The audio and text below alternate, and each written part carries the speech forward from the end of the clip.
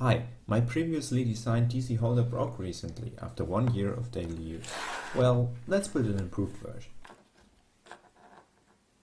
We need the two 3D printed parts, zip tie, power strip, cutter and dual lock tape.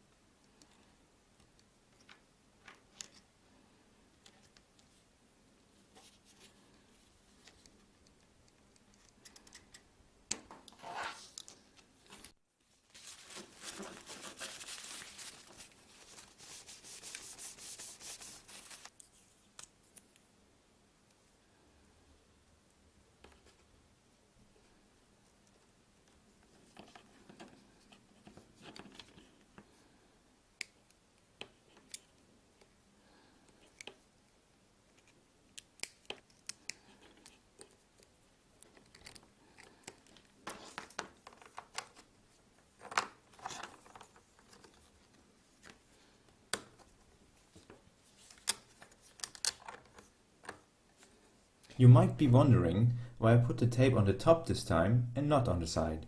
The reason is that this way the force is parallel to the tape, which is optimal and makes this one more sturdy.